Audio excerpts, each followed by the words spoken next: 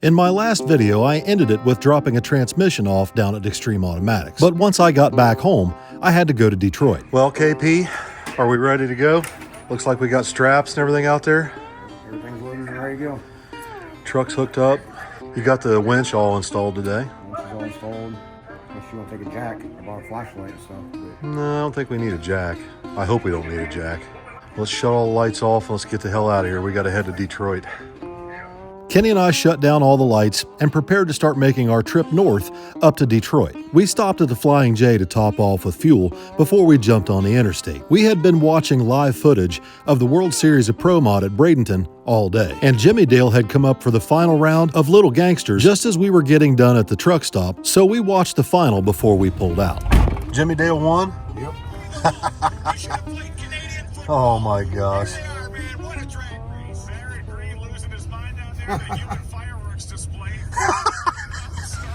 Since I had already driven to Cincinnati and back, I decided to just drive up halfway to Detroit tonight and get a hotel in Finley. That gave me an opportunity to get caught up on editing and get some decent sleep before we head up to Detroit to the Detroit Autorama. The guys at Byepolr Performance finished my Monte Carlo up last week and decided to add it to their display at the car show. So instead of picking up the Monte Carlo at Byepolr, I'm actually going to pick it up straight from the show in downtown Detroit. The show is being hosted at the Detroit Convention Center right next to the General Motors building between the Windsor Tunnel and the Ambassador Bridge. Now, I've actually been to this show once before. I was here last year to see the Golden 55 Chevy, and I happened to run into Joe at Byepolr Performance and told him that if I ever bought a car that I want a turbo kit built for, he's the guy I want to have build it. At that particular time, I didn't own the Monte Carlo, and I would have never guessed that 12 months later, I would have a car here at the show of my own with a turbo kit built by Byepolr Performance. But fast forward to today,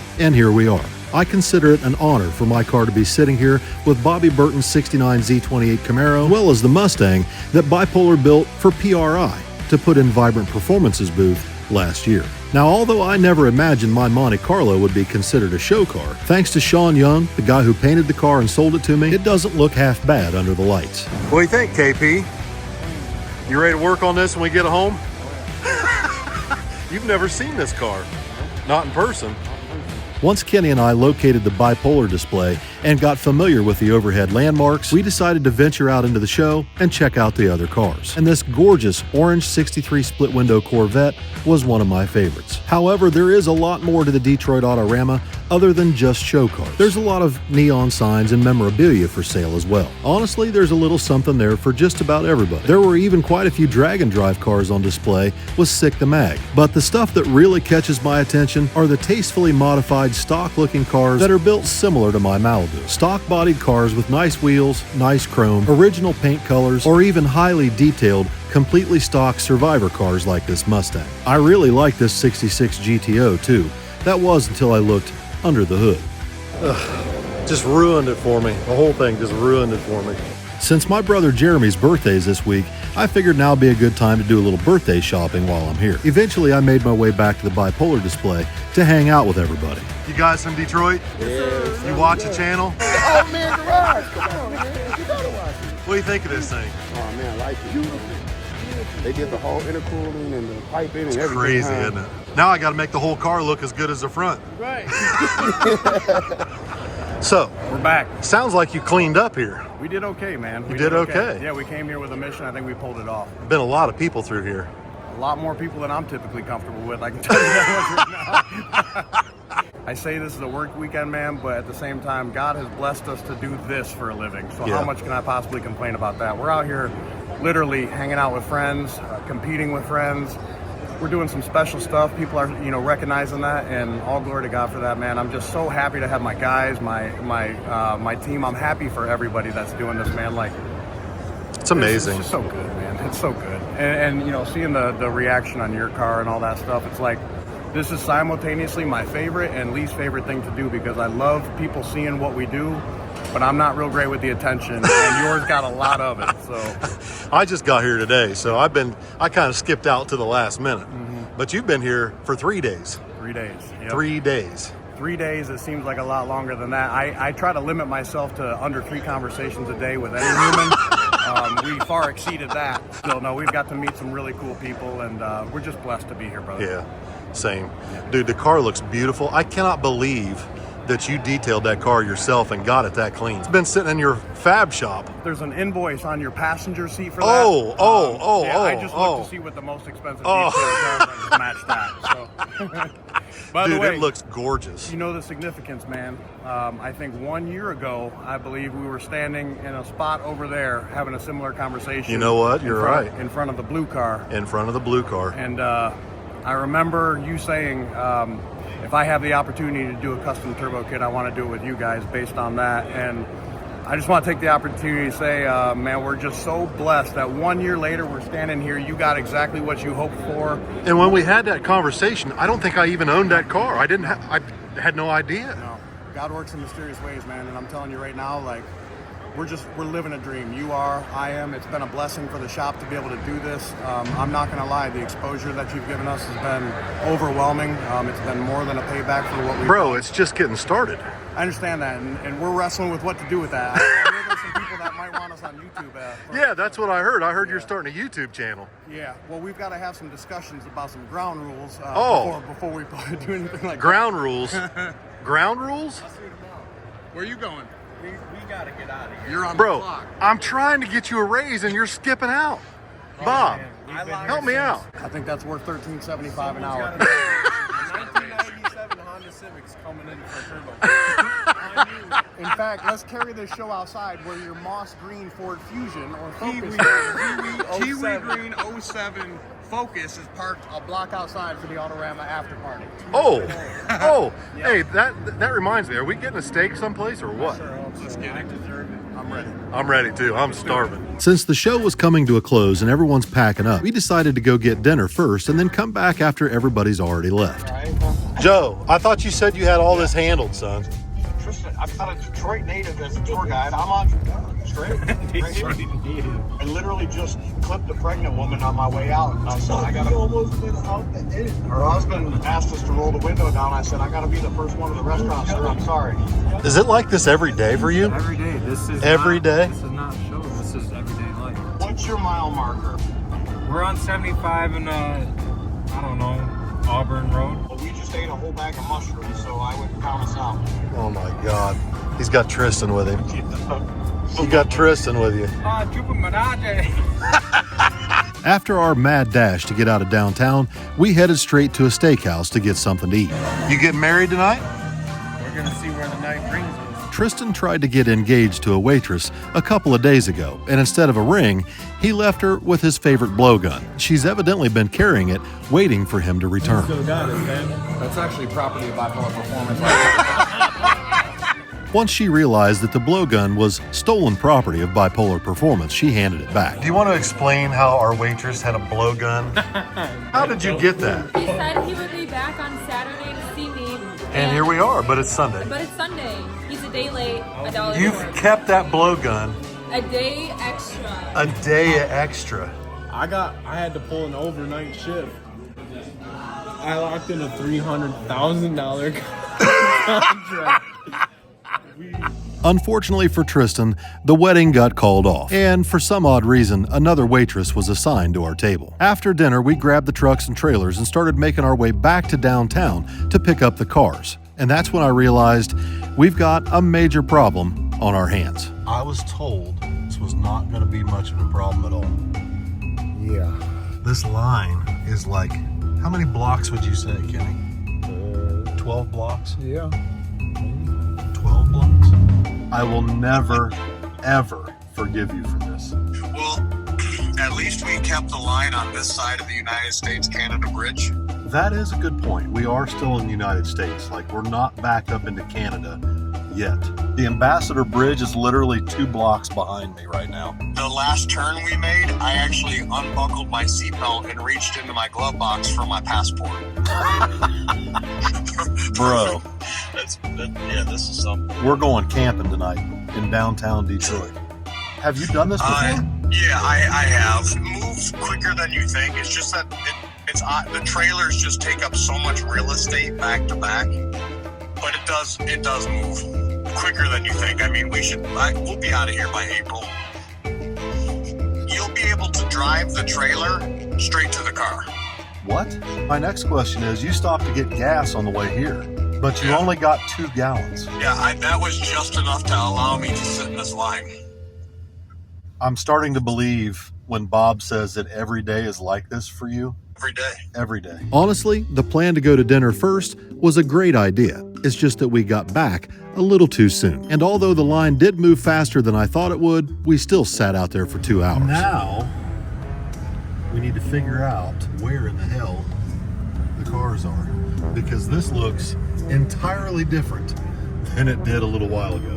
As we pulled in with the trailer, we realized that all of the overhead landmarks have been removed, and most of the familiar vehicles that we would identify are being loaded up in trucks and trailers and are exiting the building, as long as they don't get caught up in any of the traffic jams, like the one we found ourselves in a few minutes later. And the last thing I want to do is try and jockey a truck and trailer around show cars. We've got this traffic jam where nobody can move. Nobody can move. So yeah, that's a problem. It's just a rough situation in here because everybody's been here, all week, and everybody's frustrated and tempers are running a little hot, but not mine, not mine. I understand we're all in the same boat. This guy ahead of me just come over and apologized up one side, down the other. I said, buddy, it's okay. We're all doing the best we can. It's all good. It's all good. Most everyone was super nice and cordial, but maybe not so much the people on mobility scooters. Anyway, eventually Kenny and I made our way back to the car without incident and started getting ready to load up. Now I see why you wanted me to come here to get my car. Yeah, now you see. So now that we've safely made our way back to the Monte Carlo, we pushed it up to the back of the trailer and hooked the cable onto it so that we could winch it up in the box. So glad that we took the time to install this winch, because this isn't the only car we're going to drag up in this trailer this week with really nice black paint that I'd rather not have scratched. Anyway, once we had all the cars loaded up, we said goodbye and Kenny and I headed out. We're out, Kenny. We're out. The next time I bring a car to this show, I'll make sure that it runs. That way it's a little bit easier to retrieve without having to drive a 36-foot trailer in a dually through the convention center. While Kenny and I started our 4-hour trip back to Central Ohio, the kids were flying in from Florida. And the next day, Billy got his first opportunity to lay eyes on the Monte Carlo and all the fabrication work that Bypolar did under the hood. What do you think? Yeah, this is the most beautiful turbo kit I've ever seen. The craftsmanship is just off the charts, man. It's like everywhere you look, you see something you didn't see before. I really like how they wide this cold side together. Yeah. And then it goes in the intercooler. And then sends 2 back, and then it wides together down there. Yeah.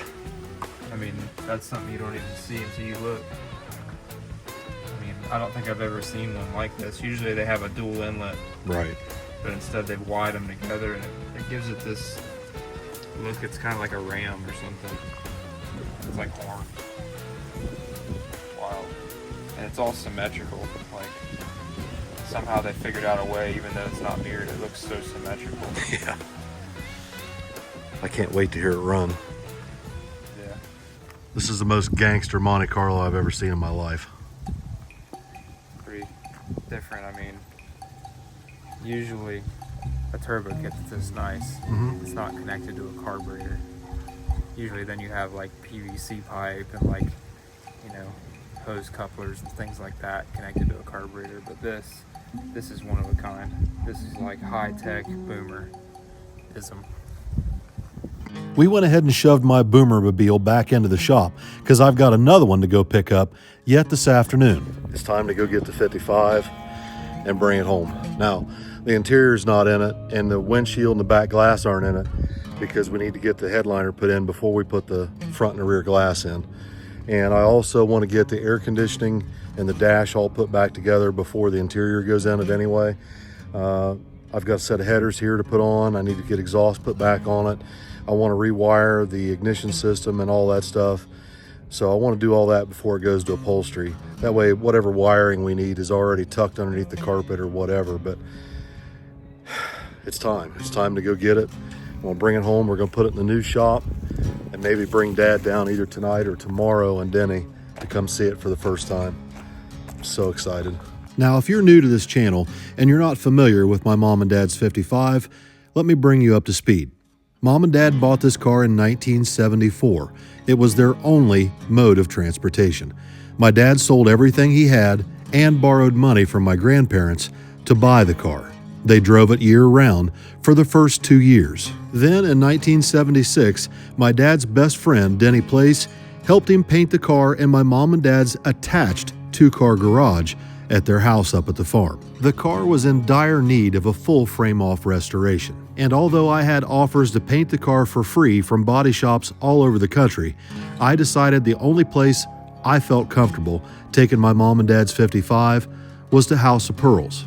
I drove the car up there and delivered it to them a little over a year ago. And thanks to Paul, Jesse, and Nikki at House of Pearls and Golden Star Classic Auto Parts, my mom and dad's 55 has been preserved for future generations. This car and its history with my family is extremely important to me and what we're doing today, because had I not fallen in love with standing on the drive shaft tunnel and falling into the back seat when Dad would floor it and go through the gears, there's a strong possibility I would have never become so interested in drag racing or introducing my children to it as well. So this car and this story is very important to me and worth every penny I've spent. Thank you. You're very welcome. This is absolutely beautiful. I'm glad you're happy. We're real happy too. Jesse's tired, obviously. Oh, I bet you're all exhausted. A little bit, yeah. I can remember many times over the years when my mom and dad went through financial difficulties and very hard times, and they could have easily sold this car and been better off. But they worked incredibly hard and fought like hell to not only hold on to the 55, but the farm as well. Although Mom passed away a couple years ago, Dad's still here with us, but the labor that he endured has taken a toll on his body. I'm just thankful that he and Denny are still here to enjoy this car with me and witness it being preserved for the next generations.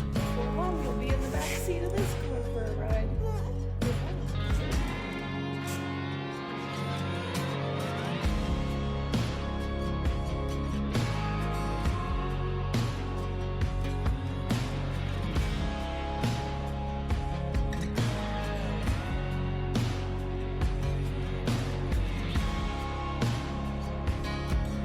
So we could have restored it like back the way it would have been, but we decided we wanted it put back the way it always was when we were kids. You know, it was originally a two-tone car, so it had the paint dividers, and we put the paint dividers back on, even though they don't need to be there. That's just the way this car was. And it was a factory six-cylinder car, so we didn't put the V8 emblem underneath the taillights because it never had them. We also left the plane off the hood of the car because you took it off years ago. That's just the way this car always was. So the interior will be all brand new, exactly the way it was when you and Mom had the car. They had to hand make the buttons, and there's a bunch of them because nobody makes those buttons anymore. Oh, for God's sake. So once we get the dash put back together and the air conditioning back in it, get the brakes up on it and the exhaust on it, and the new headers in it, it'll move and drive around under its own power. Then we'll take it down to the upholstery shop. Sound like a plan? Yeah. All right, guys, we're back out here in the shop. We've been working on the 55 a little bit. Kenny was out here today working on putting the headers on. He's got the passenger side header on, but the driver's side, I think we're gonna have to put it on a lift. The header has to go up from underneath, and it's gotta be almost vertical when it goes up in there. So the Dakota is on the lift back there right now, so we're gonna have to move some things around, jockey cars around a little bit to get it on the lift, but hopefully we can work on that a little bit tomorrow. You know, when you start a project like this, you set goals and you think to yourself, well, if it can just be painted, it'll be fine. And then you take it to a place like House of Pearls, and then all of a sudden the body work and the paint and the trim and the fitment and the chrome and the polish is so nice that now you've got other parts of the car that you thought were going to be okay that just don't quite fit. Does that make sense? One case in particular is the AC compressor brackets and the mounts and the pulleys.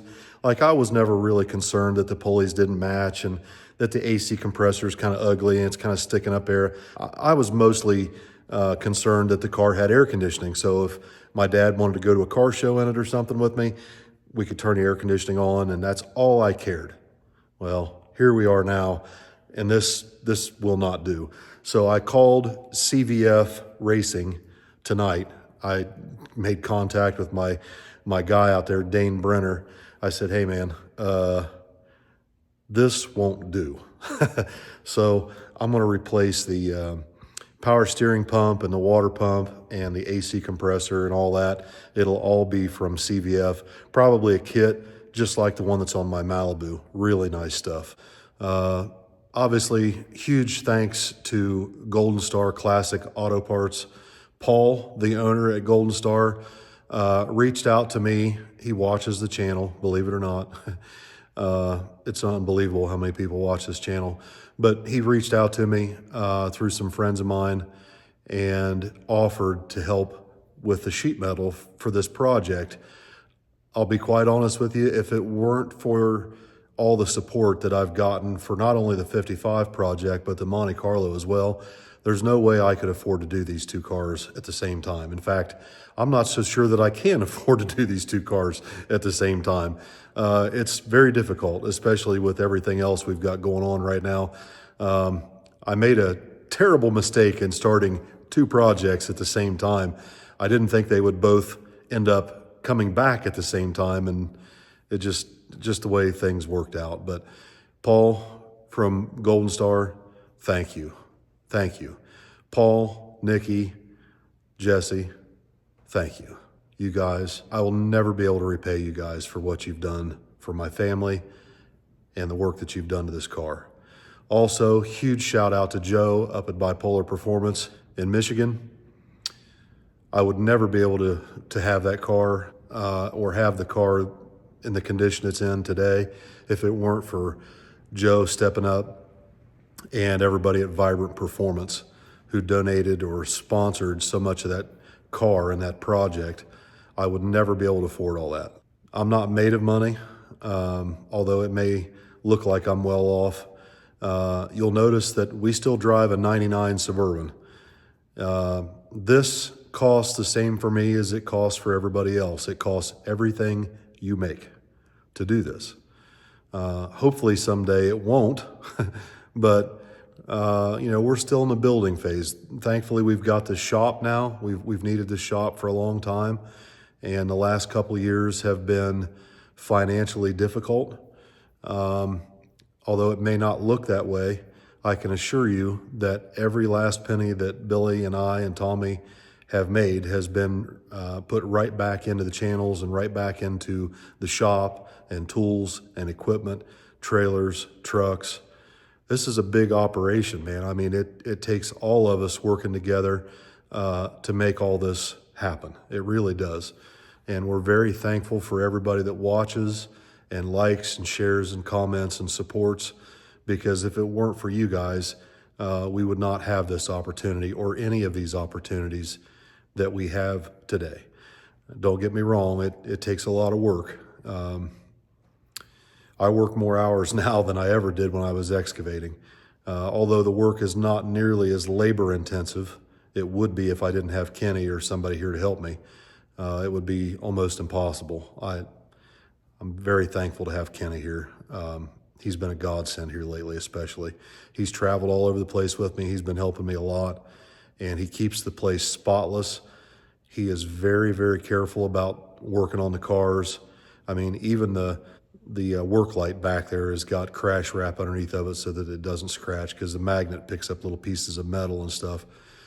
Kenny's very, very careful about that stuff, and I very much appreciate everything he does. I appreciate everybody watching. I thank you for liking, sharing, commenting, subscribing. It doesn't cost anything to subscribe to this channel. I know a lot of the older people think, well, what's it cost to subscribe? Well, it doesn't cost anything. It's free to subscribe. So it doesn't cost anything if you guys want to hit that subscribe button. The subscriber count is skyrocketing here lately. I'm very thankful. I think we're almost to 171,000 subscribers. I should have 200,000 probably by midsummer, I would say, maybe earlier than that. I don't know, but I am naturally an introvert. This was never my dream, I guess you could say, to be a YouTuber. The internet didn't exist when I graduated, or barely existed when I graduated. YouTube didn't exist when I graduated. This form of income is something very new to my generation. And this was not even a dream or a thought when I was in high school. I went to high school to be an electrician. I became an excavator, working with my dad right out of high school. I learned excavating and I loved it. I enjoyed it. I still love it. I still enjoy it when I get to do it. But it is very, very hard on my body. As you can see, my dad's pretty well crippled up, and I think I've escaped that somewhat, although my back is really, really bad. I'll probably have to have surgery someday, but I guess what I'm trying to say is I'm very thankful. I'm very thankful for these opportunities to get to spend this time with my kids and raise my grandson now. Life is really good right now. Hectic, somewhat stressful, maybe a lot stressful, but very good. I'm rambling. Jimmy's gonna call it a Rambletron at the end of this video. I already know it, but that's okay. I'm done for the night, guys. I'm gonna go ahead and finish this video up and get it uploaded. And I just wanna say thank you to everybody for all the love and support. And we'll see you in the next video. I've already got a lot of stuff here to make content and film, and I'm really excited about it. Things are really starting to look up.